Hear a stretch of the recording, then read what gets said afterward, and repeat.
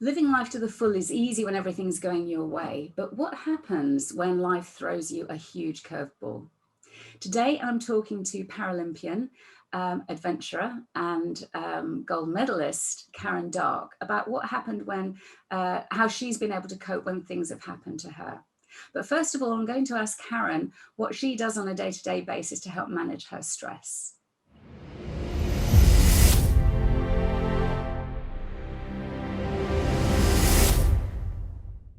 Hi, Trisha, and hi to everybody that's listening. Thank you for having me.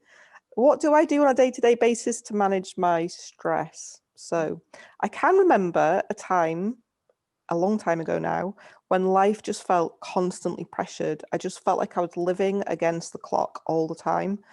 I remember feeling palpitations in my chest. I remember always rushing, always being just on time, but only just, or maybe, 1 minute late, and just feeling that kind of constant pressure. And I think looking back, I didn't know, but looking back, I was obviously living in a constant state of stress.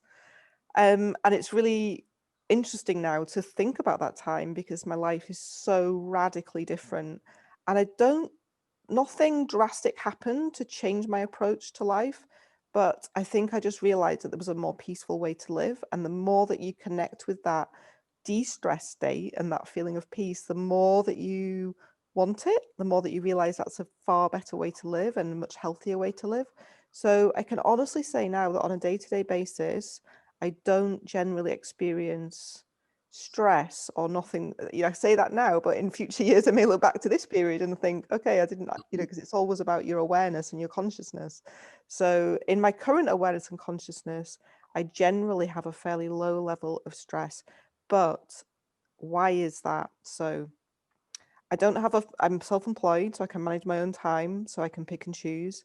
I make sure that I get exercise in every day. So every day I go into the outdoors and into nature and get some exercise. So I think that really helps. Nature really is a reset for me and really helps me.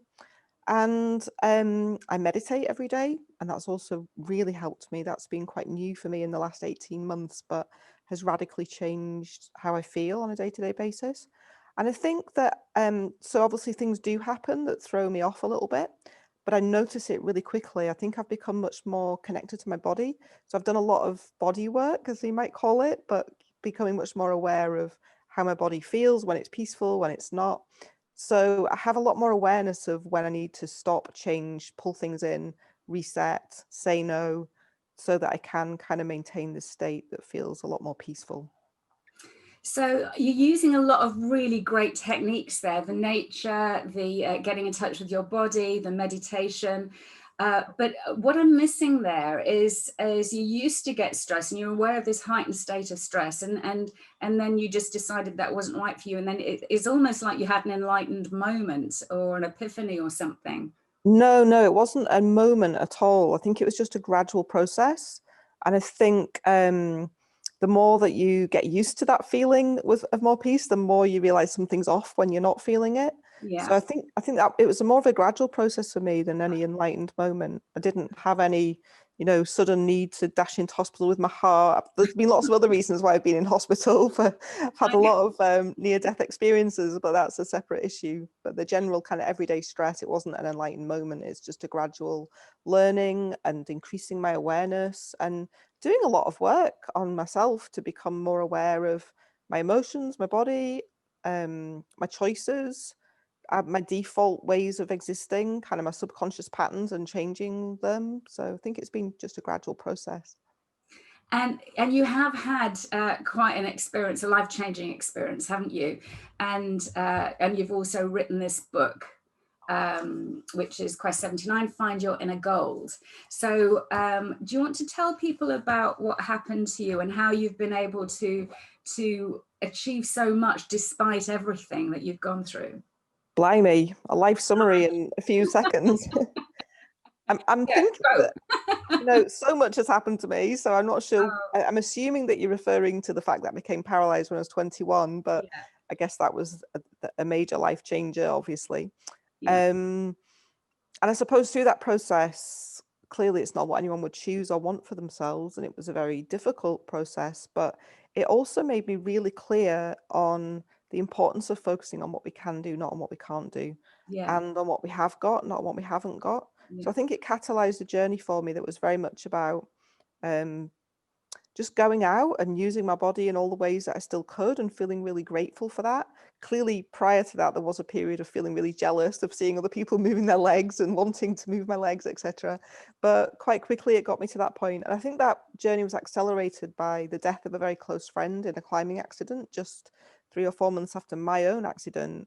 And that obviously brought up some huge issues, huge questions of like, well, I'm still here and he's not. So I need to make the most of this situation instead of feeling sorry for myself. So yeah, that was a huge life changer. But since then, I really believe that some of the most difficult challenges in our lives are huge opportunities to learn. And I suppose I've come to learn that we're on this planet to grow in consciousness and to learn and improve ourselves as human beings, and become aware of the things that are perhaps limiting us, and to expand beyond that. So I think, nearly died about 6 times now, and each of those has Oh been my quite gosh. a traumatic experience. I've not written about all of those, Oh, wow. but I think each one of those has been a big catalyst for Yeah. change and for internal reflection and making changes and doing things differently.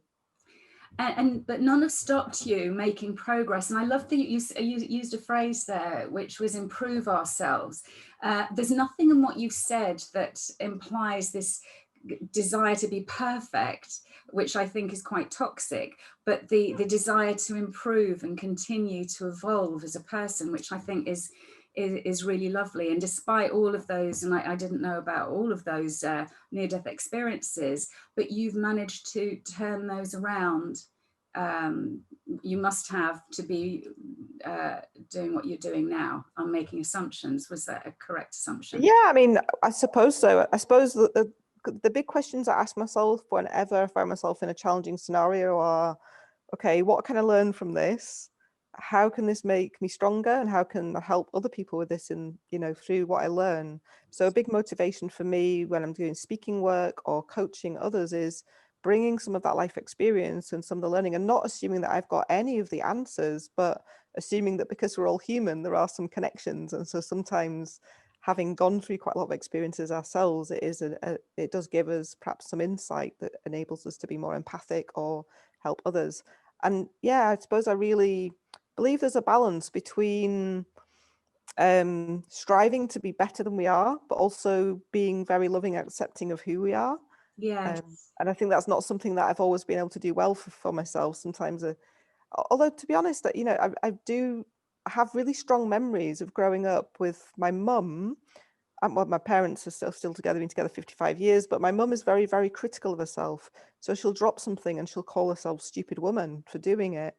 And I really remember that. And I really remember thinking, that's not very nice way to talk to yourself. Like, I don't want to do that. So I don't remember ever talking to myself like that. And I try really hard to give myself good messages like you would to somebody you love. So Yeah. if I've gone out and done something good, I say, hey, you did a good job, or you tried your best there.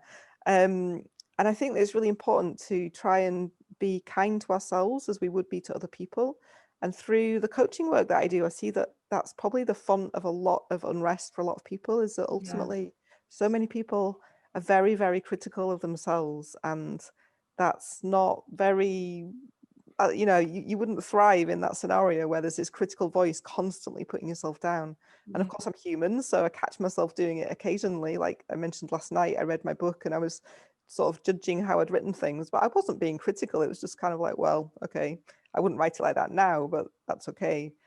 But yeah, I think that directing some of that kindness towards ourselves is a huge part of reducing our stress, probably. I see a lot of people in my work, and I would say that very point is at the bottom of why a lot of people have mental health issues, because they're massively self-critical of themselves in so many ways, and it really holds people back. So let's look at your book then. So this book, it's a really nice, easy read, look nice and thin, but still impactful.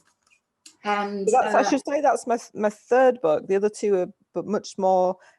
I began writing for kind of more of a cathartic process to deal Yeah. with my own paralysis, and then subsequently went on, and the second book was part of an amazing program that I went on in the Rocky Mountains, which was a writing program, and that was a real effort to write a book. And then this third one was really about sharing some short stories with some points that would hopefully help other people. And the thing I love about this book is that I'd been writing it for years and not doing anything with it, and kind of, lacking that confidence to think, is this actually helpful, etc.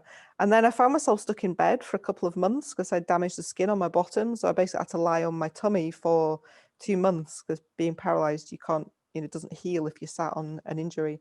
And this is just a great example of something good that comes from something difficult, because for about the first few days, I'll lay there feeling really sorry for myself and like my world's come to an end again. I've got to lie here for 2 months. And then that was the product of being stuck indoors.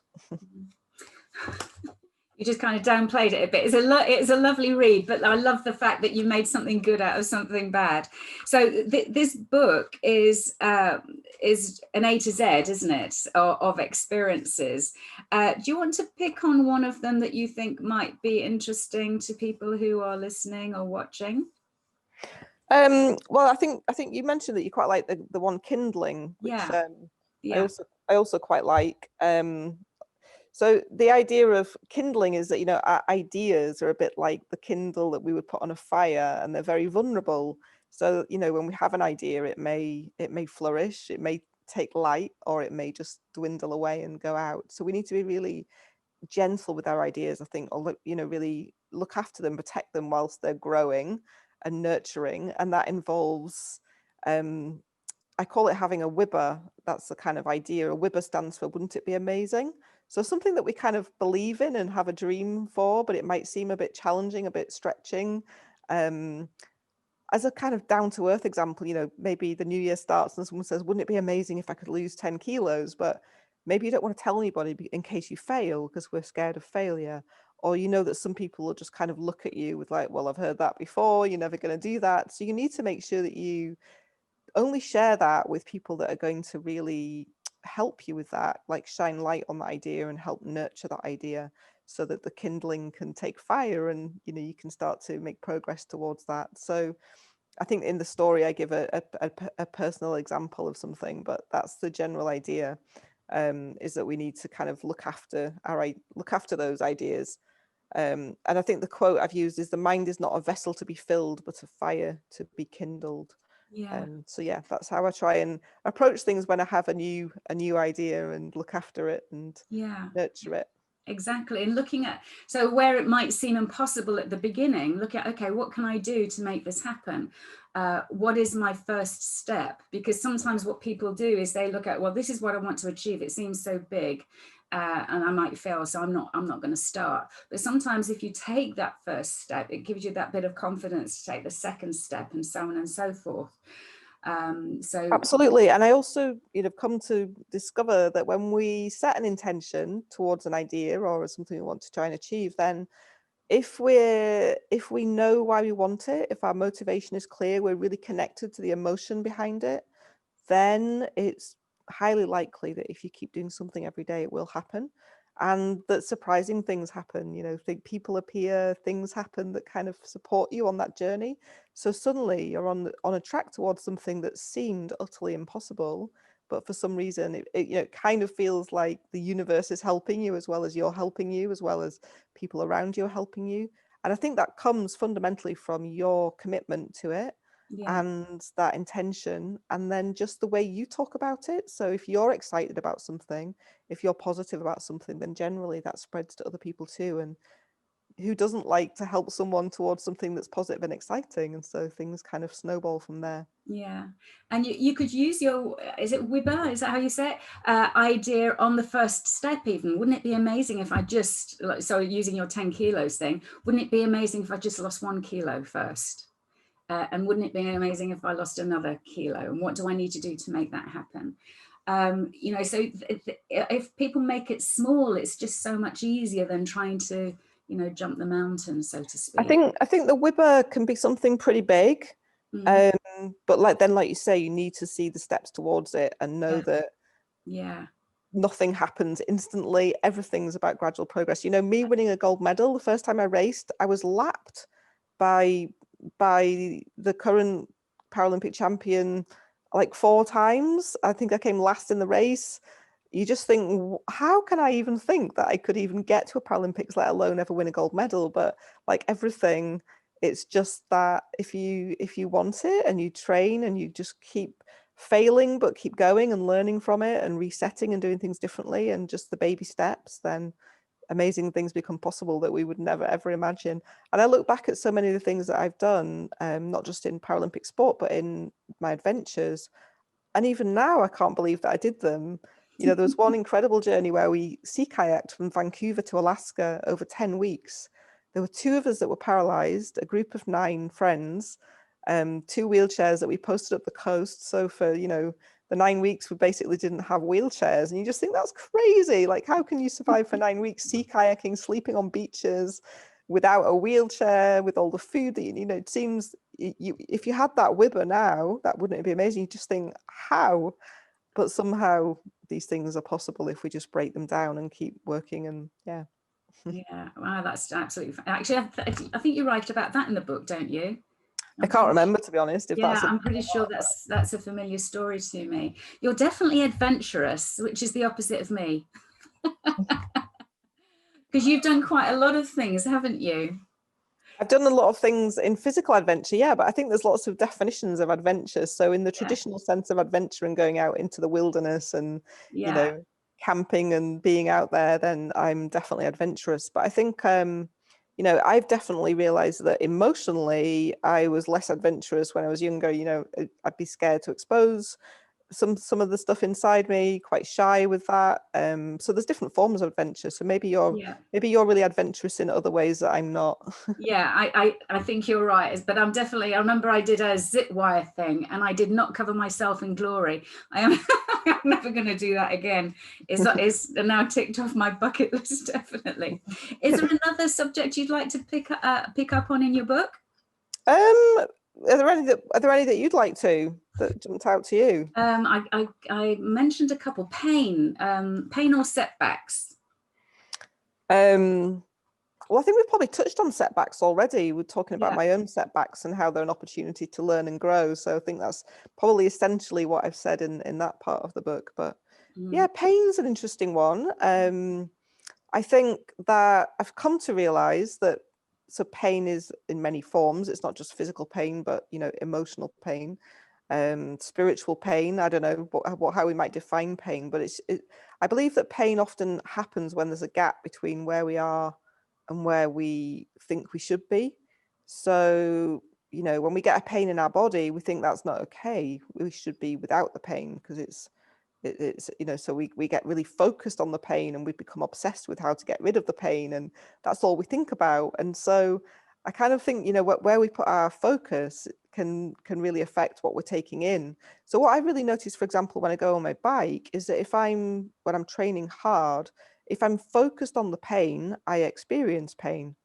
If I'm focused on something beyond that, then I don't notice, perhaps even though there might be some physical pain happening.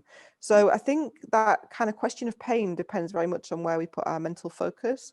And if we're really focusing on the gap all of the time, in fact, I wrote a blog yesterday about this because I did a hard training session yesterday and I had to repeat the same thing twice.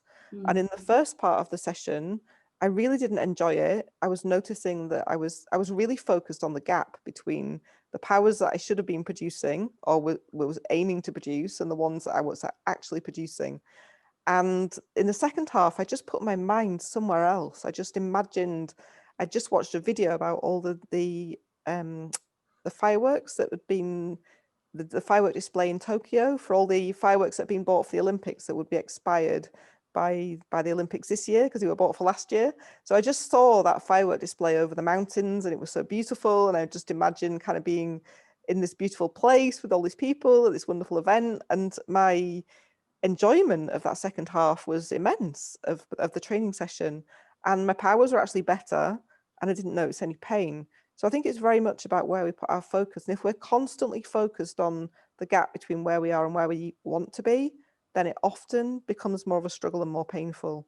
Whereas if we can just put ourselves somewhere in our imagination that we want to be and we're already there, then it works, and the pain kind of disappears. Yeah. So that pain can really influence our perception of, or our perception rather, can really influence what pain we're experiencing. Yeah.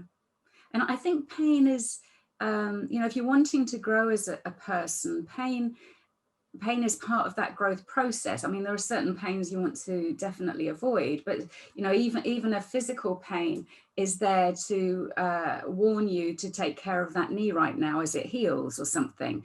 But we're trained by the pharmaceutical industry to kind of drug ourselves out of it, when actually it's there often for a purpose, isn't it?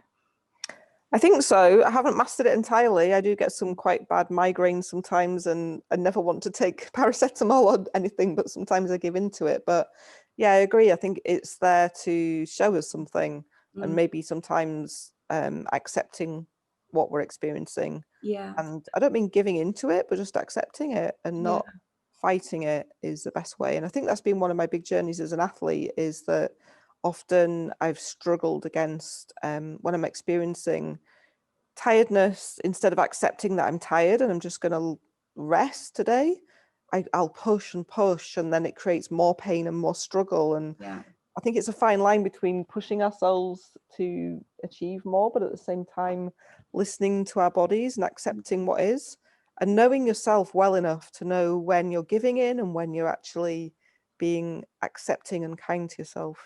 It's kind of Love it. That's quite a subtle perfect. difference. Yeah, that is absolutely the difference. I also believe that, things like migraines, a lot of physical problems have a psychological driver as well. And so when in the work that I do, I like to look at what is the meaning of this? What is this trying to tell me? If there was an emotional cause of this, what would it be? And sometimes what I've noticed with clients, simply the acknowledgement of what that is meant to mean can be enough for it to disperse. Not always, but isn't it nice if that's all that it takes? Yeah, no, absolutely. I'm sure you're familiar with the work of Louise Hay then, and that's right, many others, when it comes to physical pain in our body and how that connects to our emotions. I would say it's kind of 90% accurate when I use that.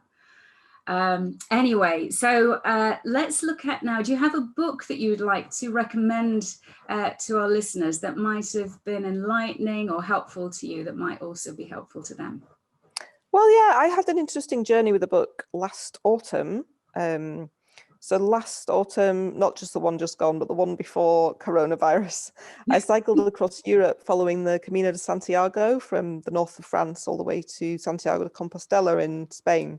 So it's quite a famous pilgrimage route, and I'm not a religious person, so I didn't begin it as a pilgrimage, but during that journey, I experienced a lot of transformation. And the book that I was listening to along the way, because I was cycling for many hours every day, was a book called Becoming Supernatural by Joe Dispenza. And I'm not sure if there's anything radically new for me in the book, but something about it and listening to it instead of reading it really had a big impact on me. And I've quite changed the way I live since then. I'm doing a lot more meditation, a lot more connecting with something, that kind of invisible field, the quantum field, or whatever we might want to call it, but just feeling part of something greater and bigger. And that seems to have really helped me. So it's a very interesting book called Becoming Supernatural. Yeah. Well, thank you. I've read his work as well. Not that one though, so I might give that a go. Okay, thank you ever so much, Karen. I've really enjoyed listening to you today. Hopefully everybody else has as well. If you have, do please share it with anyone that you think might find it also helpful. If you haven't subscribed already, do that too, and hopefully see you soon. Thank you.